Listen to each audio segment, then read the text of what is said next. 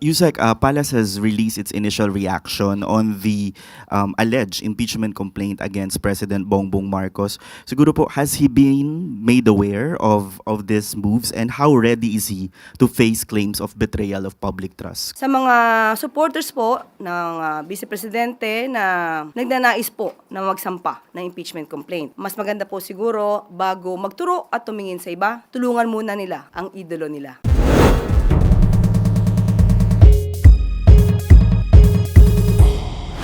At maaari na po akong tumanggap ng inyong mga katanungan. Unang tanong mula kay Tristan Nadalo, Newswatch Plus. Hi, Yusek. Good afternoon. Yusek, Palace has released its initial reaction on the alleged impeachment complaint against President Bongbong Marcos. Siguro po, has he been made aware of these moves, and how ready is he to face claims of betrayal of public trust kung umabot man po sa impeachment complaint talaga? Wala pa nga yung complaint, paano makakapag-ready ang Pangulo? Babasahin muna kung meron mang complaint.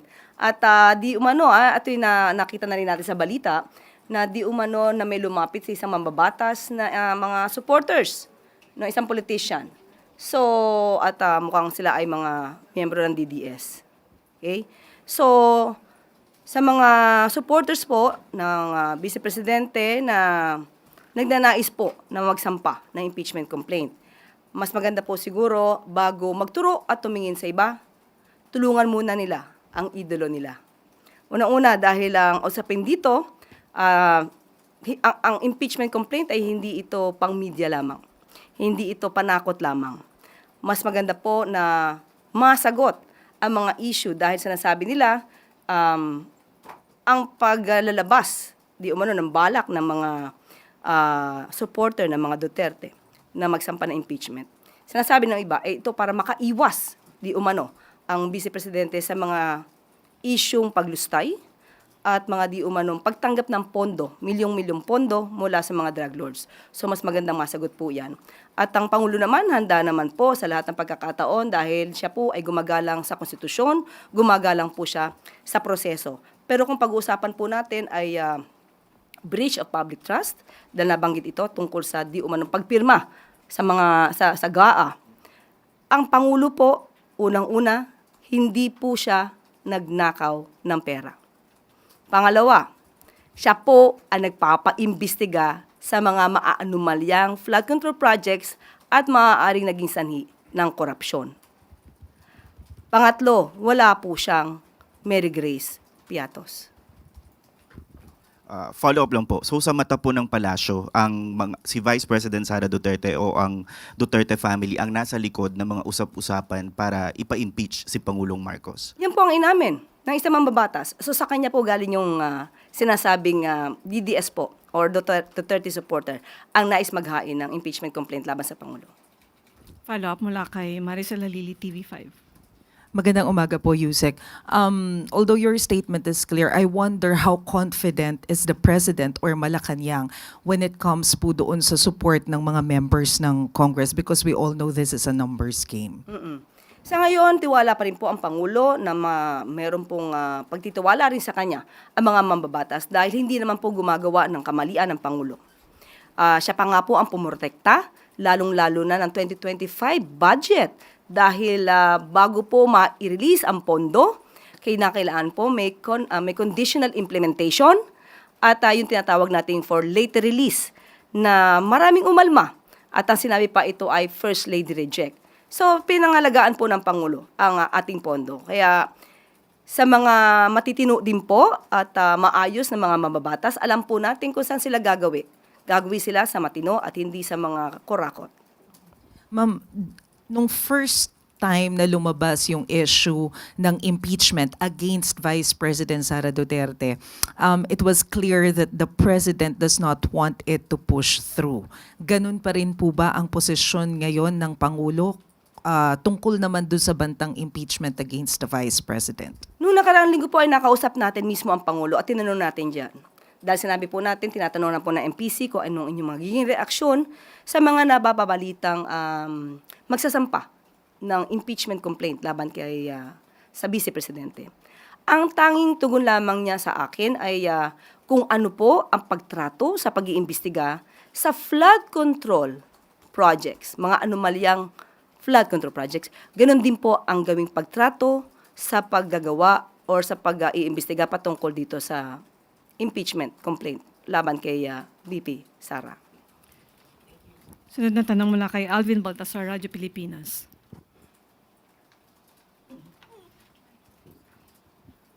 Yusek, good morning. Yusek, may post si Mr. Montulfo doon sa kanyang Facebook page. At ang sinasabi, nakikipag-ugnayan umano yung BGC Boys kay VP Sara. At umaasa daw ang tatlo na ma-acquit ang Vice President sa ikinakasang impeachment. And kapag nanalong presidente, bibigyan daw sila ng executive clemency. Ano pong reaction niyo doon sa FB post ni Mr. Tulfo? Wala po kasi tayong personal na kaalaman sa kanyang nabanggit. Hindi natin kilala yung Tweety Bird ni Mr. Ramon Tulfo. Pero kung ito'y may katotohanan, sana man lang ay itong mga witnesses na maaari talagang mayroong alam sa katotohanan, huwag silang magpabudol.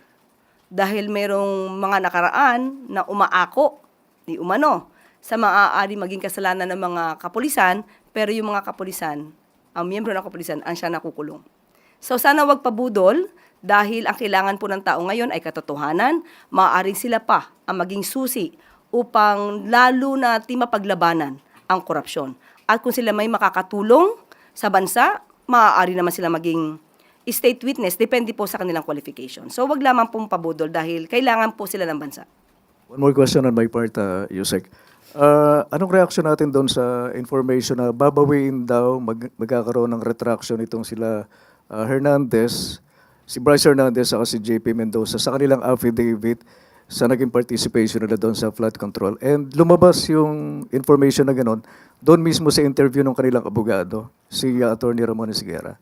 Sa ating pagkakaalam, parang hindi naman yata siya ang abogado ng dalawa, si Attorney Ramon Esguerra.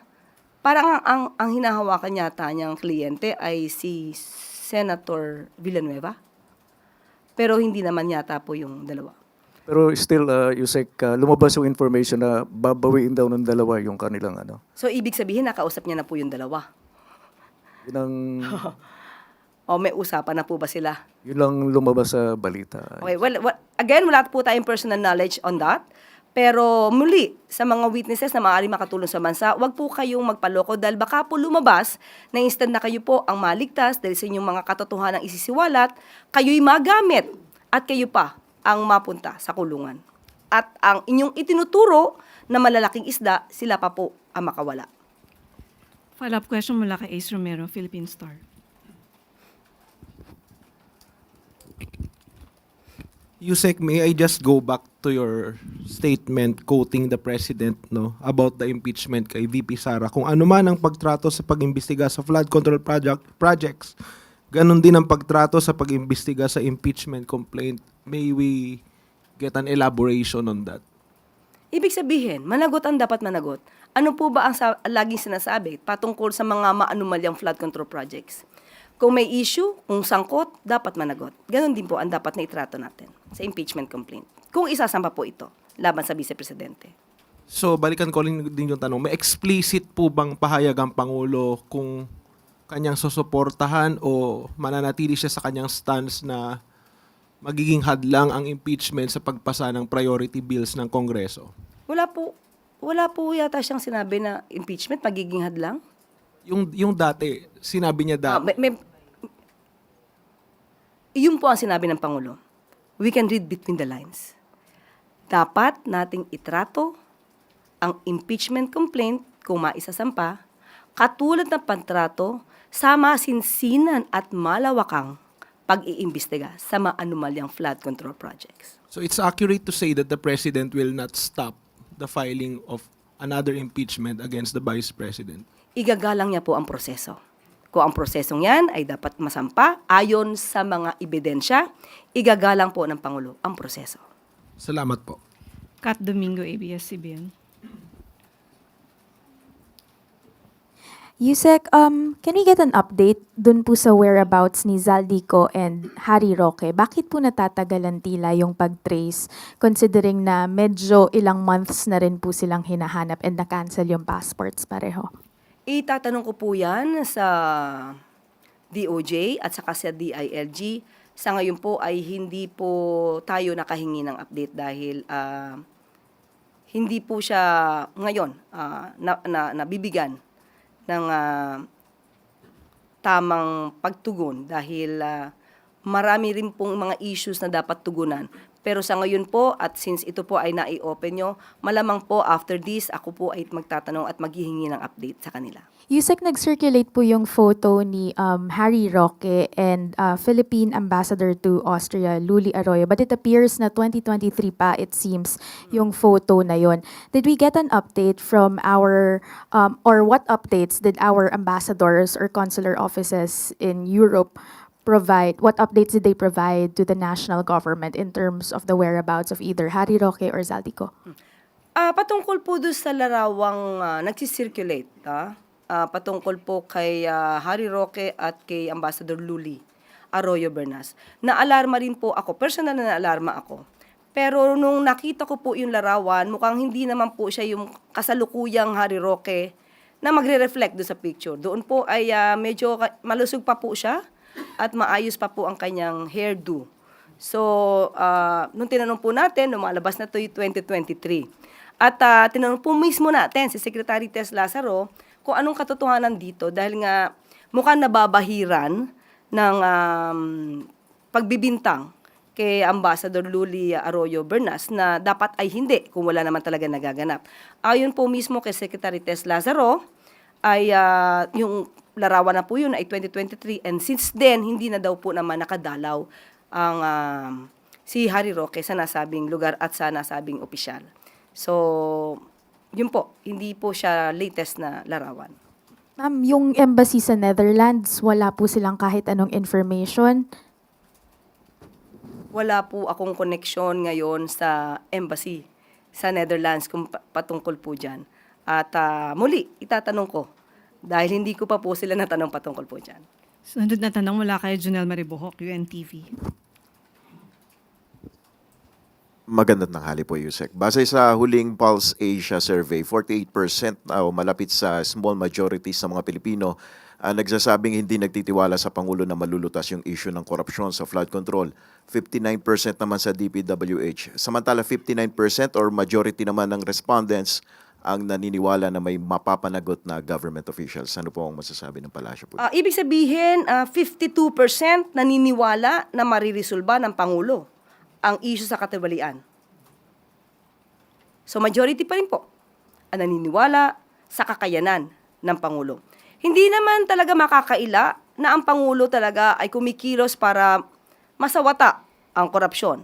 Sabi nga natin, hindi lahat sa pagkakataon ang Pangulo ay mag-iimbestiga ng korupsyon sa kanyang panahon. Hindi ito nangyari sa nakaraang administrasyon. Ang sabi nga natin, kung hindi ito gagawin ng Pangulo ngayon, kailan pa? At kung hindi ang Pangulong Marcos ang gagawa nito, sino pa?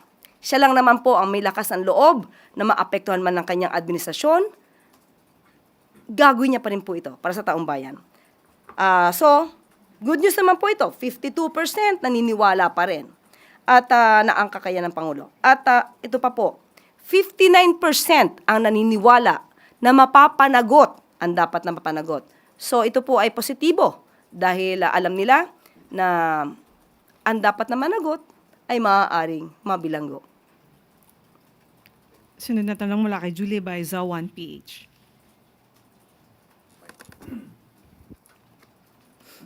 Hello, Yusek.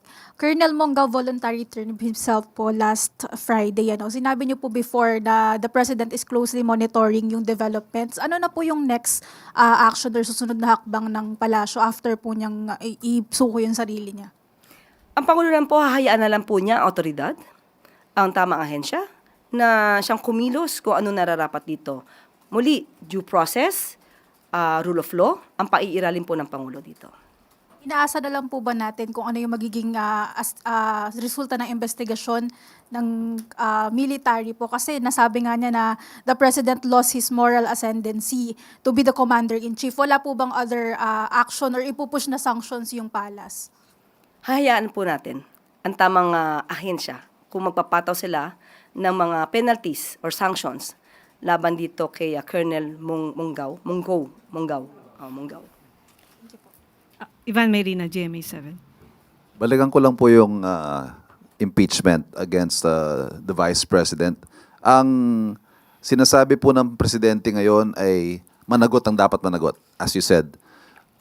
I think we can safely say na ito po ay departure from his statement during the first impeachment complaint na sinabi niya hindi ito makakatulong sa ordinaryong Pilipino. Yan po ang posisyon na dati and he expressed opposition to the impeachment process. But it went on anyway dahil nga po proseso daw yon. What changed, ma'am, between the first impeachment complaint and the possible refiling of that same complaint? Kung ang Pangulo po ngayon ay nagsasabi na ang lahat ng sangkot ay dapat managot, wala naman po sigurong exemption. Kung may mga pagkakasala na gawa, dapat din po managot. Lahat dapat managot. Pero nung una po kasi sinasabi niya, hindi yan makakatulong sa ordinaryong Pilipino. Hindi pa siguro nakikita kung gaano kalawak ang maaaring naging issue noon. Salamat. Huling tanong mula kay Ana Bajo, GMA News Online.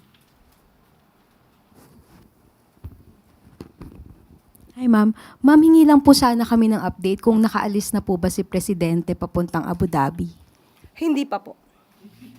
Kailan ma'am yung? Ano po yung? Sabihin ko po mamaya. Pero tuloy ma'am, tuloy. Today. Tuloy. Tuloy. Tuloy. Tuloy. At ibibigay naman po namin sa inyo ang update kapag po ang Pangulo po ay lumipad na patungong Abu Dhabi. Pahabol na tanong po mula kay Tuesday New. Habol lang ma'am. Bakit po walang coverage yung departure niya for UAE? Hindi siya open for coverage? Walang kasamang media. Yes, Hindi rin ma'am, po ako pero- kasama. Opo, pero usually ma'am kasi pang nag-abroad siya, kahit yung departure lang niya, kino-cover, pinapakover nila. But wala po ngayon. Hindi ko rin po, so ipagpaumanhin, hindi ko po naitanong. Ibinigay lang po sa amin ang detalye kung ano kanyang gagawin sa Abu Dhabi at magpipirma nga po ng mga mahahalagang agreements pati memorandum of understanding. At mamaya malamang po kapag ito po ay nabigyan ako ng impormasyon tungkol dyan, maaari ko pong i-share sa inyo maya-maya lamang po. Padagdag na lang din po ma'am kung sino yung kanyang itatalagang Ay, caretaker. opo. Si E.S. Ralph Recto, Secretary of DAR, Conrado Estrella, and Secretary ng DSWD.